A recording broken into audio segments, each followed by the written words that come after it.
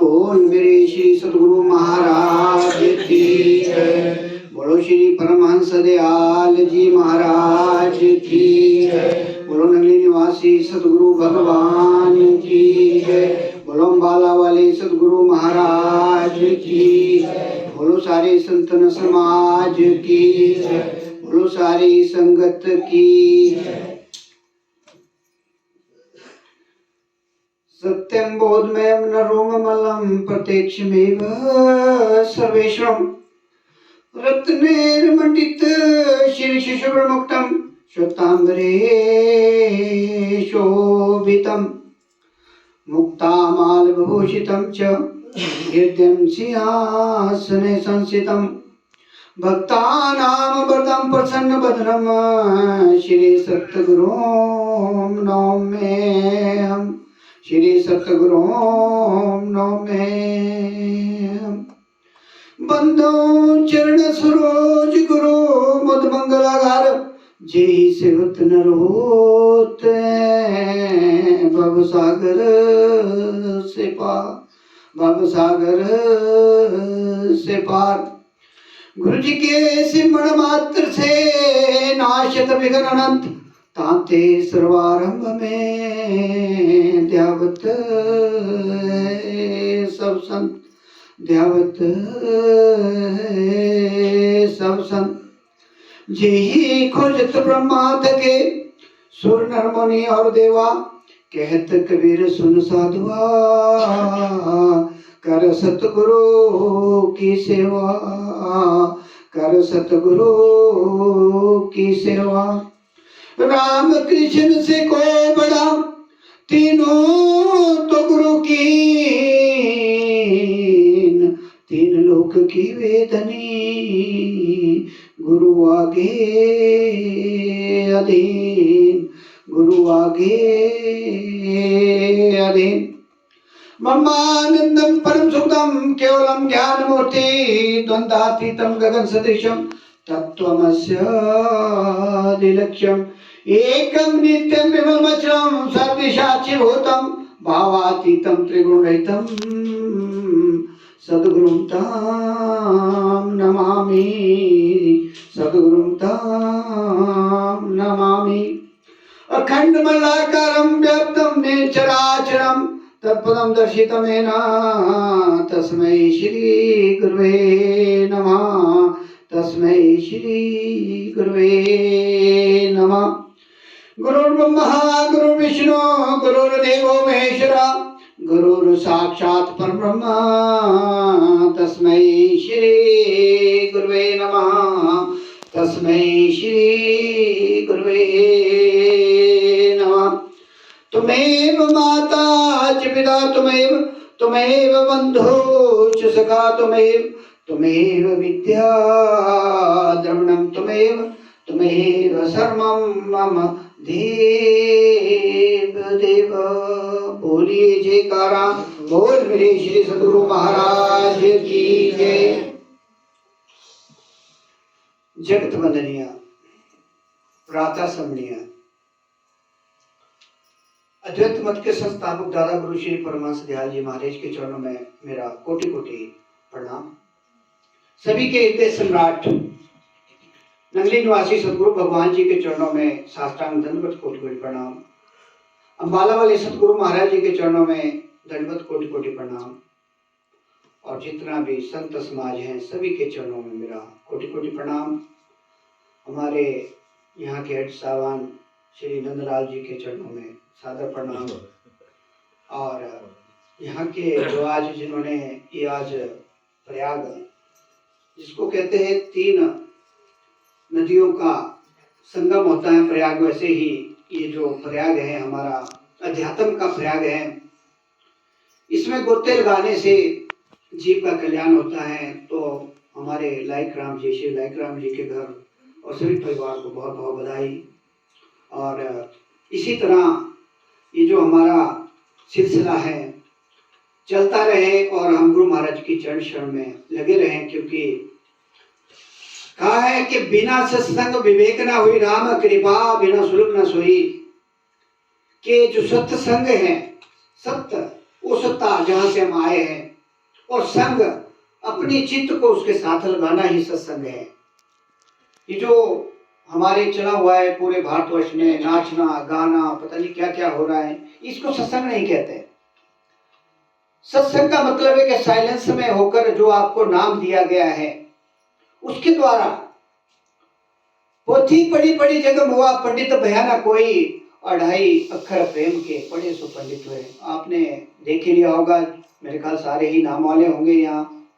और जो अभ्यास करते हैं, क्योंकि इसमें शब्द दिलाई जाती है जब आपको नामदान दिया जाता है कि भाई हम रोज जैसे खाना शरीर के लिए जरूरी है, वैसे ही हमें अगर अपना कार्य करना है, आगे जाना है, अगर इस आवागमन के चक्कर में उससे हमें बचना है, तो सत्संग और अभ्यास करना बहुत जरूरी है। रोज हाजिर गानी बहुत जरूरी है। जब तक हमें ज्ञान नहीं था तब तक हम कर्म कांड में लगे होते थे, जैसे देवी देवता ब्रह्मा विष्णु शिव।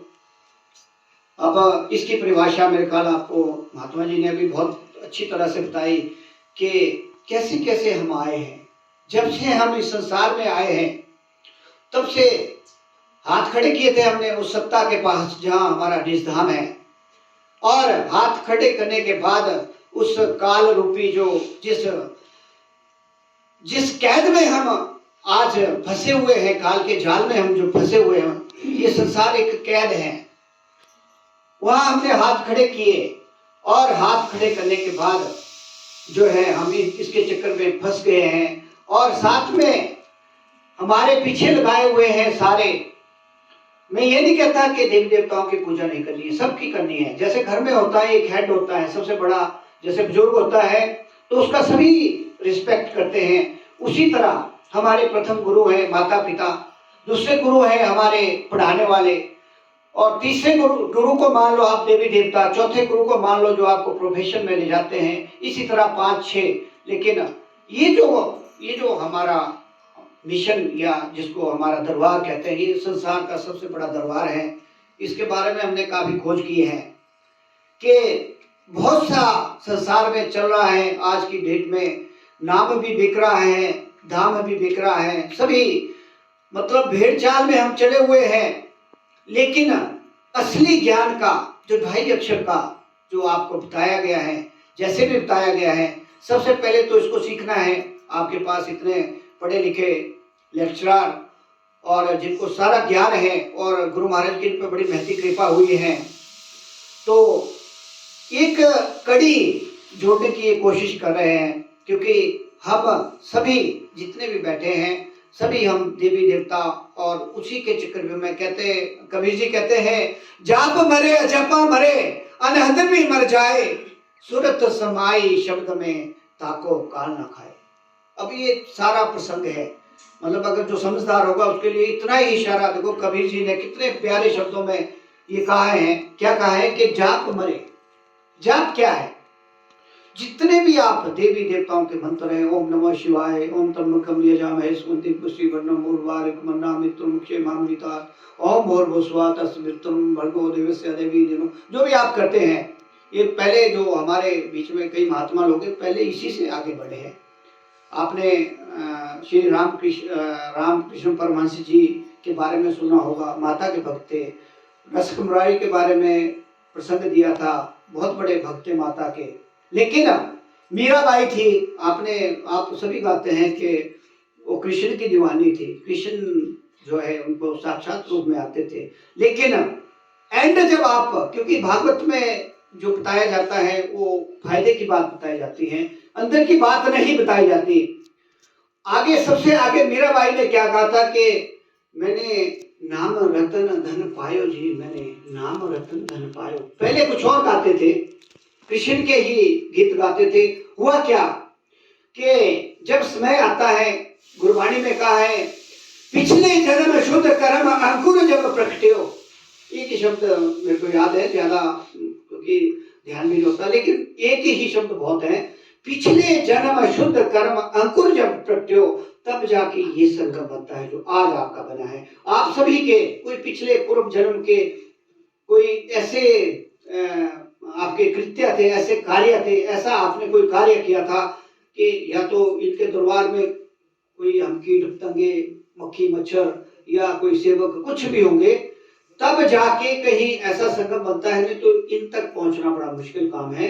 क्योंकि संसार में माइनस में है जो संत है, पूर्ण संत जो है वो माइनस में है। संत तो बहुत हैं, वैसे जो गुरु है, जिसको गुरु कहा जाता है, वो 34 लाख इस समय पूरे संसार में है।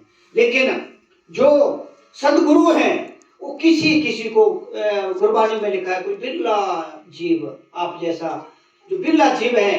क्योंकि इस जन्म के सत्कर्म, इस जन्म की ईमानदारी और पिछले जन्म का जो शुद्ध कर्मों का जब अंकुर हमारा प्रकट होता है, तब जाके हम सत्संग में बैठ सकते हैं। वरना मैंने देखा है, मैं कई बार वैसे ही मनमुखों के बीच में बैठता हूँ, तो कई बार हमारा प्रसंग चलता है, तो उसमें ऑब्जर्व किया जाता है कि जो जिसके पुण्य कर्म नहीं होते उसको नींद आ जाती है। ये मैंने बहुत जगह देखा। उसको जितना मर्जी, बल्कि आज की ही बात है, प्रसंग चल रहा था कि मैं मंगला काली का भक्त हूँ, कोई आ गया, सवेरे थोड़ा समय था, तो उस पे काफी देर तक प्रसंग चला कि एक रसिक मुरारी बहुत बड़े भक्त हुए हैं। तो हुआ क्या कि वो भी माता के भक्त थे, माता के साथ जैसे साक्षात रूप में माता को अपने साथ बिठाते थे और संतों की बड़ी सेवा करते थे। मतलब राजा थे, उस समय के राजा थे, अपने राज्य में भी वो बहुत भारी कार्य करते थे। हुआ क्या कि जो मैं ये शब्द कर रहा हूँ कि पिछले जन्म शुद्ध कर्म अंकुर जब प्रकटे हो, तो हुआ क्या कि चलते चलते चलते बात काफी समय बीत गया और एक दिन क्या हुआ कि संत, जैसे संतों की सेवा जहां भी मिलता था, सड़क में मिले, कहीं भी वो लाते थे, घर में उनकी सेवा चाकरी बहुत करते थे। उनका एक स्वभाव था, एक नेचर होती है हर जीव की अपनी अपनी। तो जब एक दिन कोई परम संत आगे, जैसे आपके बीच में आते हैं, और उनकी सेवा की, रात को बहुत सेवा चाकरी की, मतलब इतना उनका ध्यान किया कि वो बड़े प्रसन्न हो गए। संत कभी भी खाली हाथ नहीं जाता, जब भी घर में आता है कुछ ना कुछ दे के जाता है, और जिसने एक शब्द को भी प्रैक्टिकल रूप में ढाल लिया उसका कल्याण निश्चित है, इसमें कोई जरा संदेह भी नहीं है। तो वह क्या कि जब संत सवेरा हुआ, उन्होंने तो जाना है, क्योंकि संत कभी भी रुकते नहीं है, वो तो चलते फिरते जंगम है, चलता, जब जैसे नदी चलती है समुद्र में जाके, उसी तरह संत लोग जो होते हैं वो ज्यादा नहीं टिकते, उनको ऐसा ही है। क्योंकि हमारे एक बार ये परमहंस दयाल महाराज जी भी एक जगह 6 साल होके, जो दादा गुरु थे, तो फिर वहाँ जो उनके पर जिनके वो शिष्य थे, उन्होंने कहा कि संतों का एक जगह रुकने से जो है काम खराब हो जाता है। तो उसके बाद उन्होंने 17 साल फिर जंगलों में रहकर बिल्कुल नग्न अवस्था में 17 साल तक उन्होंने जो है तपस्या की, नाम का जाप किया। फिर उसके बाद उन्होंने बहुत कुछ किया, और बाद में जो है ये हमारे नंगली निवासी भगवान मिले। उनको जब उनकी आज्ञा में रहकर, उनको पहले ही पता था, जब इनका संगम हुआ, जब आप उसको स्वरूप दर्शन को पढ़ेंगे उसमें सब चीजें हैं। तो जब संगम हुआ तो उन्होंने कहा, जब टेहरी गए, टेहरी में उनका जन्म हुआ था तन हमारे नंगली निवासी भगवान का, तो कि आप आ गए, अगर आप नहीं आते कोई बात नहीं, आप आराम से, अगर कहते आप नहीं आते तो मुझे आपको लाने आना पड़ता। इतना जो महापुरुष लोग आते हैं उनको सब पता होता है कि संसार में क्या हो रहा है और हम किस लिए आए हैं। तो इसी प्रकार क्या हुआ कि रसिक मुरारी जी जो थे, उन्होंने बड़ी सेवा की। जब संत जाने लगे तो एक संत ने बीच में 3-4 थे, वो कहा कि भाई आप इतनी सेवा इस राज्य की करते हैं, इतना धन लेना देना सारा कुछ है, संसारिक मोह माया में आप फंसे हुए, हाँ ठीक है आप दान पुण्य भी कर रहे हैं, लेकिन अपने बारे में कभी सोचा? तो उनको बड़ा गुस्सा आया कि मैंने इतनी सेवा की और मुझसे क्या प्रश्न कर रहे हैं। थोड़ा आगे चले, जैसे छोड़ने जाते हैं, दूसरे संत ने भी कहा कि भाई आपने अपने बारे में कुछ सोचा? तो फिर उसने कोई जवाब नहीं दिया। और थोड़ी आगे जाने के बाद तीसरे संत ने भी फिर ये प्रश्न किया कि भाई आपने हमारी सेवा तो बहुत की, लेकिन अपने जीवन के बारे में आपने सोचा? उसने फिर भी कोई आंसर नहीं दिया। वो चले गए, ये बात कह के चले गए। लेकिन हुआ क्या, पिछले जन्म के जो संग, मैं कह रहा हूं कि जब हमारा पिछले जन्म का कोई ये सिलसिला, जैसे आज हम मिले हैं, जैसे हमारा आगमन यहाँ हुआ है, भाई इन्होंने बड़ी रिक्वेस्ट की कि अगर समय लगता है तो आए, मैं जाता ही रहता हूँ कहीं ना कहीं। तो ये संगम है हमारा पहले का बना हुआ है। जो मैंने पानी का गिलास पीना है या जो कुछ है वो सारा हमारा पहले का बना हुआ है। जब हम माँ के पेट में होते हैं तब से ही ये सिलसिला बना हुआ है। इस बात को ध्यान में रखना कि 5-6 चीजें जो है हमारे पहले ही प्रारब्ध में लिखी जाती है, संचित कर्मों में से, कि आपका जन्म कहाँ होगा, आपका समाज कैसा होगा, आप किस घर में जन्म लेंगे, आपकी शादी कहाँ होगी, आप किस पद पे जाएंगे, आप क्या करेंगे, ये सारा निश्चित होता है हमारा जब हम संसार में आते हैं, जब हम माँ के पेट से धरती पर आते हैं। तो उसके बाद क्या हुआ कि उसे बुखार आ गया कि ये मेरे को ये ऐसा प्रश्न क्यों किया, क्योंकि मेरे तो माता जी हैं, मेरी तो माता के भक्त भवानी के, कि तो सामने बैठते हैं और ये महात्मा लोग मेरे को क्या कहेंगे अपने बारे में, आप सोच रहे हैं मेरे पास तो सब कुछ है। कहते कहने का क्या मतलब है कि हम उसी पड़ाव तक सीमित रहते हैं, जाप पहली क्लास, मतलब जिसको कहते हैं पहली स्टेज में ही हम उसको उसमें ही, कि इसी में हमारा, क्योंकि हमारे को आगे वाला कोई पिक्चर मिलता ही नहीं। तो हुआ क्या कि बुखार चढ़ गया, रोटी पानी बंद हो गया, और यही प्रश्न का आंसर, मतलब अंदर से जब आत्मा की आवाज आती है, जब झंझकोर मतलब हमारे को कोई ज्ञान बांटता है और उससे वो हमारी आत्मा को टच कर जाता है, तो फिर हम सोचते हैं कि हम क्या, ये तो कुछ गड़बड़ी है। रात को कोई नींद नहीं आई, रोटी नहीं खाई, लेकिन माता माता ही होती हैं, इसमें कोई दो राय नहीं है। इस संसार में जो सच्चा प्रेम है, सच्चा प्यार है, वो केवल माँ ही दे सकती है, चाहे वो भवानी है चाहे असली माँ है हमारी। तो जब वो सोए नहीं तो बच्चे का ख्याल, क्योंकि अगर हम कहीं भी प्रॉब्लम में होंगे, माता का मैंने देखा इतना आशीर्वाद होता है जी हमारे ऊपर कि उसका शब्दों में हम कुछ भी नहीं कह सकते। तो माता को जब देखा भाई वो बहुत ही ट्रबल में है, पूरी रात सोया नहीं, खाया नहीं, पिया नहीं, 4 बजे सवेरे माता जी प्रकट हो गए साक्षात रूप में उसके पास जहां सोए थे, और कहा बेटा आपको क्या तकलीफ है। उन्होंने कोई जवाब नहीं दिया, केवल आंखों से आंसू आ रहे थे और बिल्कुल नर्वस बैठे थे। फिर दोबारा माता ने पूछा कि भाई बता दो बच्चा क्या हुआ, क्या को कौन सी ऐसी मुसीबत आ गई जो आप इतने ट्रबल में हैं, मैं देख रही हूँ कि आप मतलब कल संतों के जाने के बाद आपका जो ये हाल है कैसे हो गया। तो उसके बाद क्या हुआ कि फिर तीसरी बार माता ने पूछा लेकिन जवाब नहीं दिया। फिर जब माता ने बिल्कुल ही प्रेशराइज किया, बताया, तो फिर उसने कहा कि माता मुझे मुक्ति चाहिए, और ये साधन जो अभी आप यहाँ बैठे हैं, जो हम गुरु महाराज जी के जो हमारे को नाम मिला है, ये मुक्ति का साधन है। तो माता ने समझाने की कोशिश की, क्योंकि जो काल का एक संविधान होता है, ये जो जितने भी ब्रह्मा विष्णु शिव जितने भी हमारे देवी देवता हैं, ये काल के दायरे में हैं, और काल ने ही ये सारा पूरा संविधान बनाया हुआ है। वो ऑपरेटर और डिस्ट्रक्टर, जनरेटर मतलब ब्रह्मा जो हमें पैदा करता है। फिर आ जाता है सेकंड नंबर पे ऑपरेटर, जो हमारे को पालन करता है, जब हम जो भी हम खाते हैं वो सारा जो है वो है ऑपरेटर। फिर आ जाता है जो संहार करते हैं, वो है हमारे भोले शंकर जी, उनको कहते हैं डिस्ट्रक्टर। तो इनके पास क्या दे दी उन्होंने, एक पावर दे दी कि भाई विष्णु को कहा, ब्रह्मा को कहा कि आपने पैदा करने हैं, और विष्णु को कहा आपने पालन करना है, और भोले शंकर को कहा कि आपने इनको मतलब संहार करना है। तो तीनों पावरों ये है मुख्य जो है, और तीनों को अलग अलग पावर दे दी गई।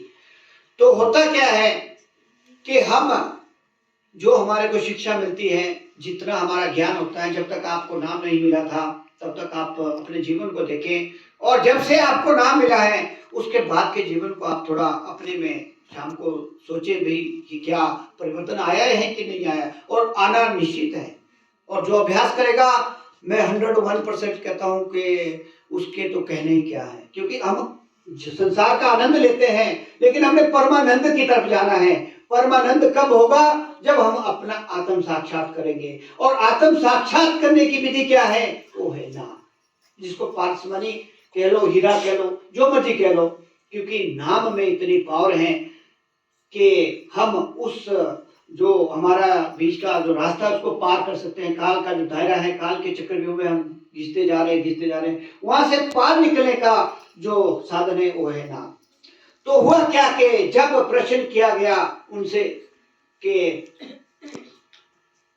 मुक्ति मेरे पास नहीं है, संसार का जो भी आप चाहें, राजा बनना है, धन चाहिए, संपत्ति चाहिए, बेटा चाहिए, कुछ भी चाहिए, वो मैं दे सकती हूँ। माता ने ये वार्तालाप है, इस वाणी में है, संतों की वाणी में है शब्द सारे, कि वार्तालाप हुआ उनका आपस में, माता और रसिक मुरारी जी का। तो माता ने कहा कि मुक्ति मेरे पास नहीं है, मुक्ति मैं नहीं दे सकती। लेकिन जो भक्त थे, क्योंकि उनका पिछला जो सामने आ गया, जो प्रारब्ध बन के उनके सामने, क्योंकि उन्होंने सेवा जो भी उनको मिलता था, माता का ध्यान, सेवा उनका बहुत ही, क्योंकि ऐसे कहा गया है कि सत्य कर्म हमारे बहुत आवश्यक है। अगर हम नाम के बाद कुकर्म करते हैं, कोई भी गलत रास्ता चुनते हैं, तो फिर इनकी आज्ञा का उल्लंघन है, और जो इनकी आज्ञा का उल्लंघन करेगा उसको 10 गुना ज्यादा पनिशमेंट मिलती है। ध्यान में रहे, जब नाम में आ गए तो आपका जीवन बिल्कुल सात्विक होना चाहिए, बिल्कुल सात्विक, और जो काम भी करेंगे हम बिल्कुल ऑनेस्टी से करना है। हमारा तीनों चीजें, स्वार्थ, पुरुषार्थ और परमार्थ, ये 3 इंग्रेडिएंट्स हैं। इन तीनों का एक संगम बनना चाहिए। स्वार्थ क्या है? जो हम सारा दिन काम करते हैं, परिवार के लिए करते हैं, अपने लिए करते हैं। यहाँ पहुंचे तभी आएंगे, तो स्वार्थ नहीं क्या होता, यहाँ कैसे पहुंचेंगे, आप बच्चे कैसे पालेंगे, आप बच्चे कैसे पढ़ाएंगे, ये क्या है? स्वार्थ है, केवल स्वार्थ, बाकी उससे कुछ नहीं मिलेगा हमारे को। फिर आ जाता है पुरुषार्थ। पुरुषार्थ है कि हम कुछ ना कुछ दान करें, कुछ ना कुछ, जैसे आज आपने रखा है, ये सारा बनता है। आप अगर किसको, एक जीव को भी अगर खाना खिलाते हैं, वो भी आपका जो है बहुत से, जैसे हम बाहर देते हैं उससे कई गुना ज्यादा उसका फल मिलता है। फिर आ जाता है अध्यात्म, वो आप बैठे हैं। तीसरा जो आ जाता है परमार्थ। परमार्थ का रास्ता है ये तीसरा रास्ता, जिसको हम सत्य, तम और रज, ये सतो गुण वाला रास्ता है, जहां से हमारा रास्ता बनेगा आगे का। और जैसे जैसे हम पौड़ियां चढ़ते जाएंगे तो दूसरी स्टेज आ जाती है जाप। जाप तो चला गया, जाप आ गया, सारी दुनिया के जितने मंत्र हैं, और इस समय लगभग 92% हमारे जितने भी जुड़े हैं जीव, वो केवल जाप तक ही सीमित है। बड़े बड़े महात्मा, बड़े बड़े जो 14-14 साल, बड़े बड़े आपने देखे होंगे, अगर कुंभ में गए होंगे तो कुंभ में आते हो, कुंभ नहाने आते हैं, वो सारे जितने भी कंदराराओं में रहते हैं, पर्वतों में रहते हैं, उन्होंने वो हठी योग है। वो क्या होते हैं बाद में, जैसे आजकल हमारे बड़े बड़े नेता बने हुए हैं वो बनते हैं, या बड़े बड़े इंटरेस्ट जैसे अबानी जैसे, जिनकी बड़ी बड़ी इंडस्ट्रियां हैं, करोड़ोपति अरबों खरबोपति हैं, वो बनते हैं। लेकिन मुक्ति नहीं मिलेगी। मुक्ति तो आपको इसी रास्ते से जाना पड़ेगा। अभी हमारे को जन्म मिला है, हमारे को सांसें मिली है, अभी करेंगे तो ठीक है, नहीं तो फिर हमारे को 84 लाख 12 करोड़ 40 लाख वर्ष के बाद फिर इसी रास्ते से जाना पड़ेगा, फिर पहली क्लास से जाना पड़ेगा।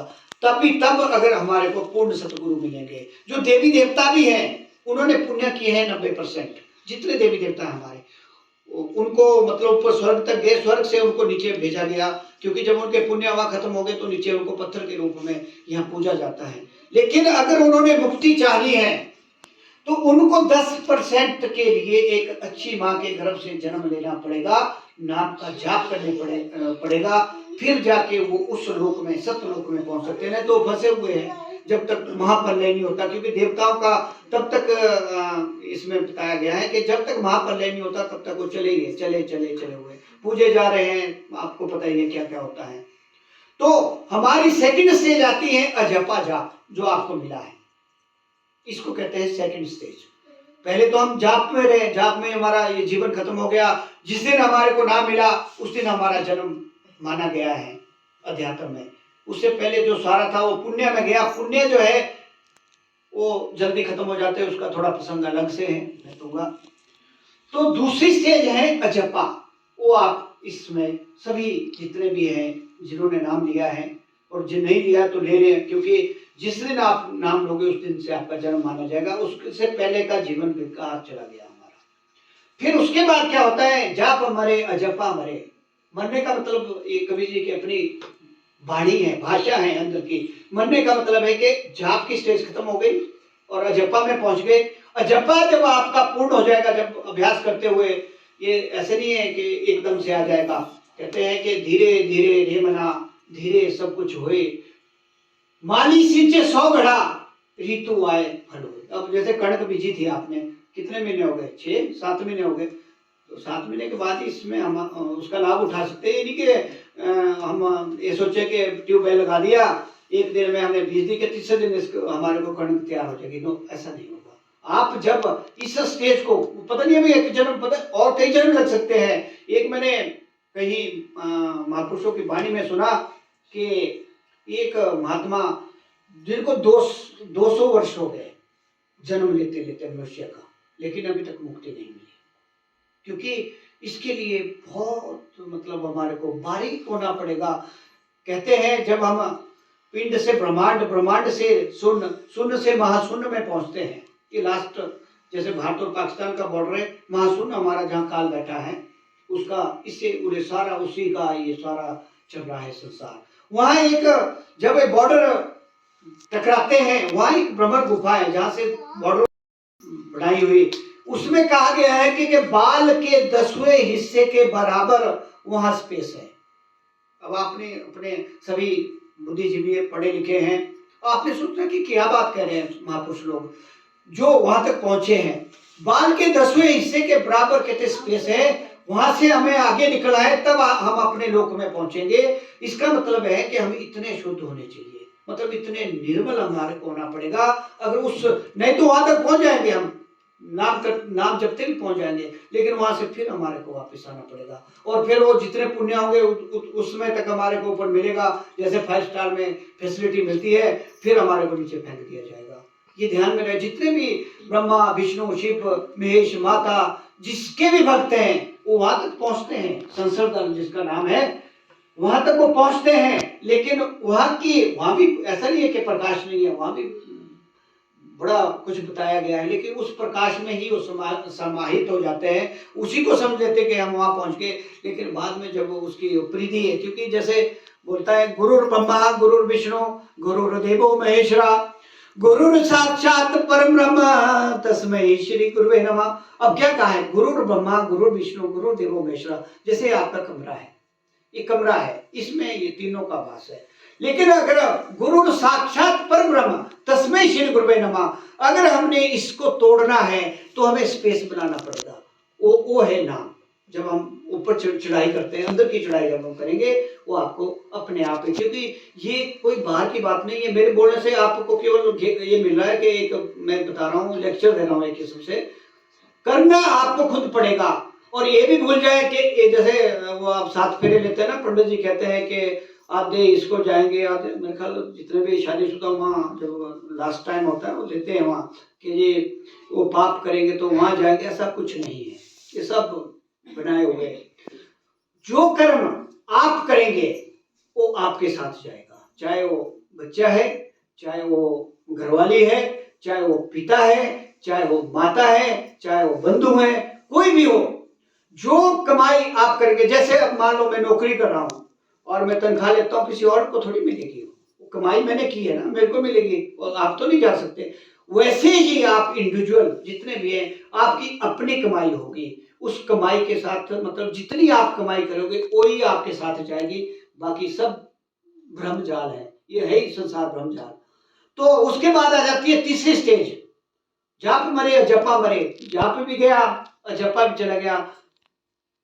जाप मरे अजपा मरे, अनहद भी मर जाए। उसके बाद क्या होता है कि जैसे जैसे जैसे आपकी चढ़ाई ऊपर को होती है, जैसे मान लो हमने यहाँ से ऊपर जाना है, शिमला जाना है, धीरे धीरे धीरे हम ऊपर को चलेंगे, जैसे टूटो पहुंच के फिर चढ़ाई आएगी, फिर बालूगंज आएगा, फिर आएगा, फिर आगे चल जाएंगे, फिर जाखू आएगा।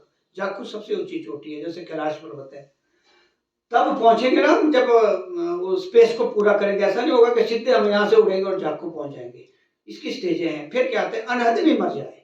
उसके बाद क्या होता है कि अनहद एक ऐसी धुन है जो अभ्यास करता है उसको इसका पता है। मैं ज्यादा, क्योंकि यहाँ आप में से बहुत से ऐसे लोग होंगे जो अभ्यास करते हैं और उसका आनंद ले रहे हैं, वो बताने का विषय नहीं है, मैं केवल आपको आइडिया दे रहा हूँ। जब अनहद भी मतलब उस स्टेज में, इस जन्म में, अगले अगले नहीं अगले में आप पहुंचेंगे।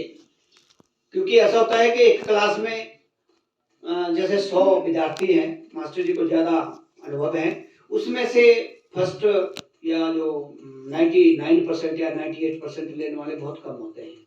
फिर अगली कैटेगरी आ जाती है, फिर अगली अगली, इसी तरह फिर कोई 33 वाले भी आते हैं, कोई कंपार्टमेंट वाले भी आ जाते हैं उसी में, और कोई फेल भी हो जाता है। ऐसा नहीं है, क्योंकि कबीर जी के टाइम में उन्होंने 70 लाख जीवों को नाम दान दिया।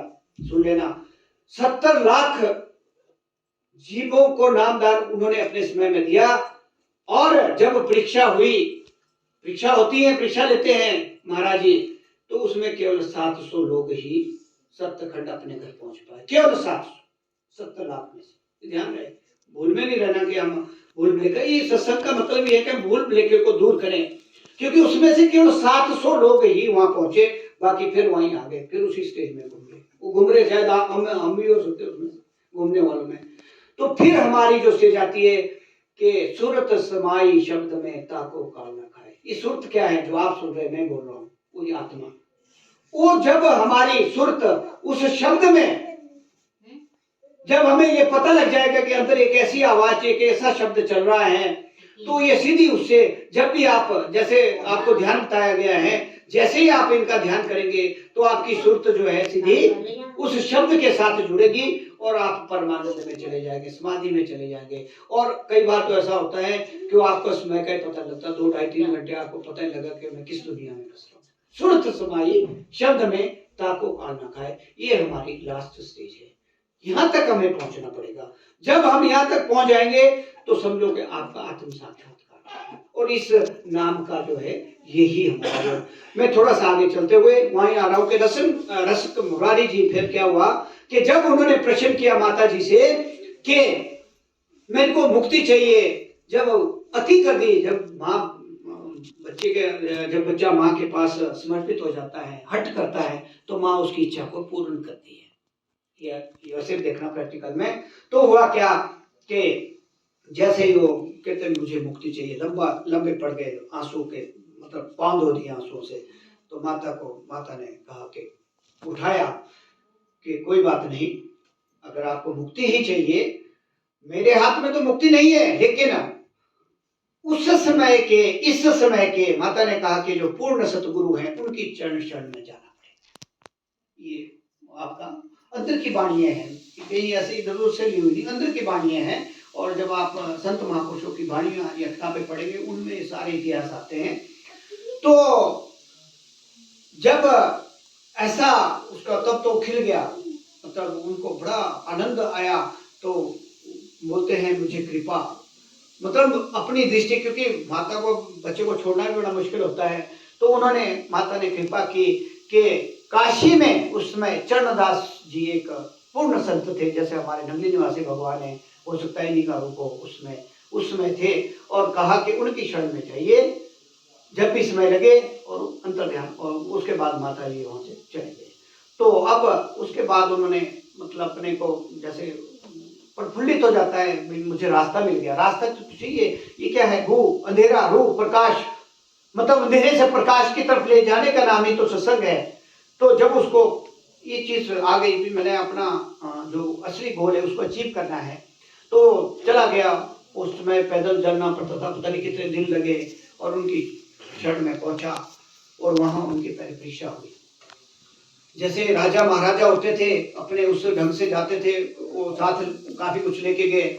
जब अंदर संदेशा पहुंचा तो उन्होंने कहा कि इनको वापस भेज दो, कि ऐसे में मतलब जो संत शरण ऐसे नहीं मिलती। और फिर थोड़ी देर के बाद उन्होंने वो अपना जो साथ था, लड़िया था, सबको वापस भेज दिया।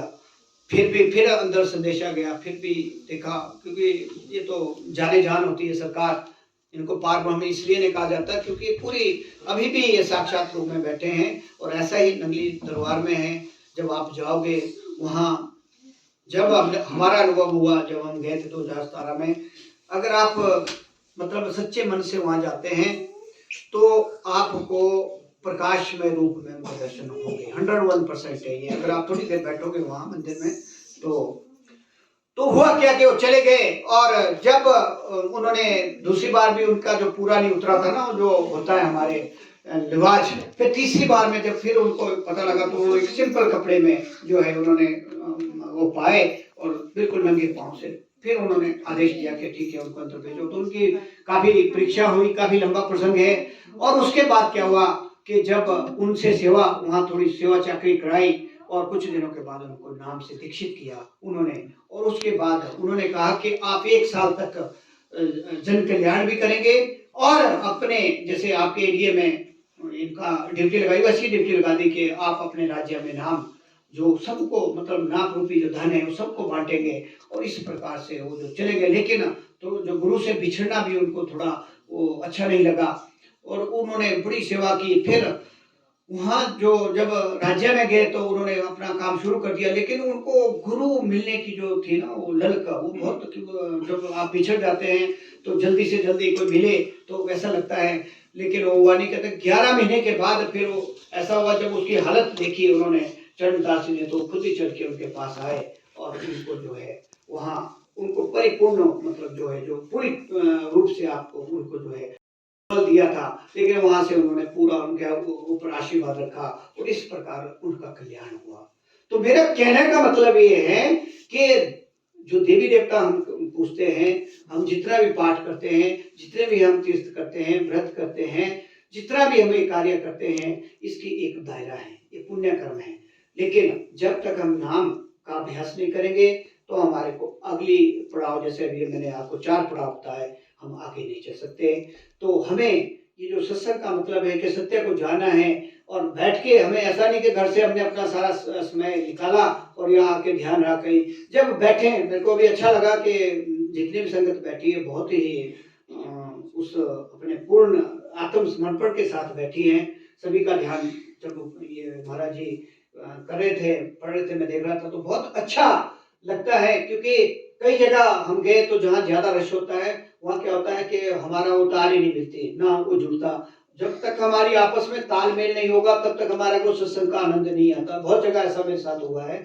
तो और मैं थोड़ा इस मामले में बड़ा स्ट्रिक्ट भी हूँ। मैं जो ऐसे डिस्टर्ब करता है कई बार मैंने बात भी कर दी है। मतलब ऐसा होता है कि ये समय जैसे जितने भी आप आए हैं पता नहीं कहाँ से कैसे कैसे आप पहुंचे हैं, कैसे कैसे आपने टाइम निकाला। क्योंकि घर में पता नहीं कितने कार्य होते हैं, हमारे को सैकड़ों प्रकार के कार्य होते हैं। और अगर हमारे यहाँ 2 घंटे 1 घंटा जो भी हमारे को समय मिलता है उसका पूरा पूरा लाभ उठाए। और दूसरी बात, जो नाम आपको मिला है इसमें भी अगर आपको कोई डाउट होता है, मैंने इनसे भी चर्चा की थी। मैंने कुछ जगह ऐसा भी देखा कि बहुत साल हो गए, जो नाम आपको दिया गया है उसकी विधि उसको समझना। सबसे पहले तो 2 चीजों में ध्यान दें, एक अपलक ध्यान और दूसरा अजपा ध्यान, इस पे ध्यान दे ज्यादा।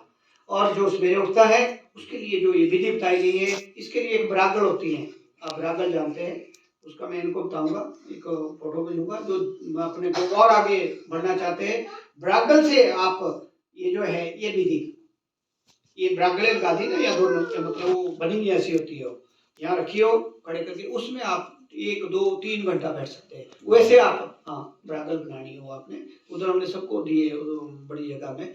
तो वो ब्रागल बना के जो ज्यादा आगे बढ़ना चाहता है वो जो आवाज सुननी है आपको बताइए, तरह तरह की आवाज उससे आएगी इस विधि से।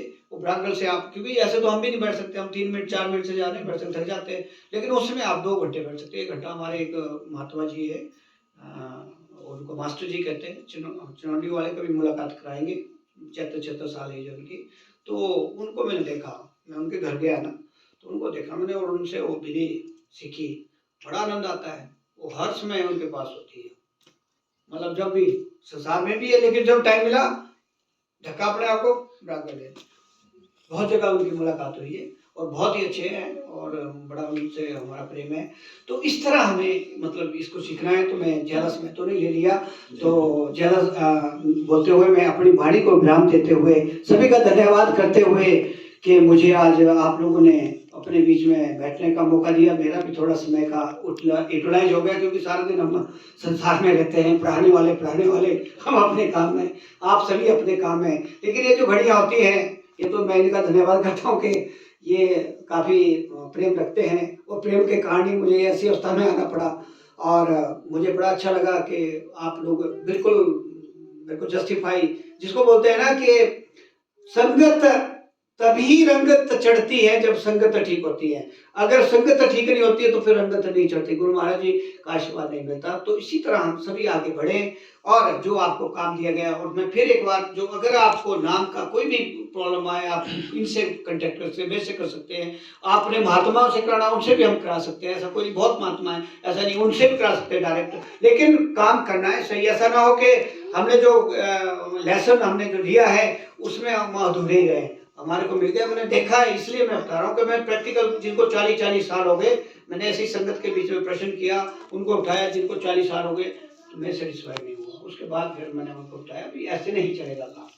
आप विधि को सीखो, अच्छी तरह सीखो, कोई शर्म नहीं करनी है पूछने में, क्योंकि जो टीचर होता है उससे क्या शर्म, आपको बताना है ना, हमारा काम है, हमारी ड्यूटी लगाई हुई है कि हमने बताना है आपको कि आपने ऐसे आगे बढ़ना है। कहीं भी प्रॉब्लम आती है उसको आपने पूछना है।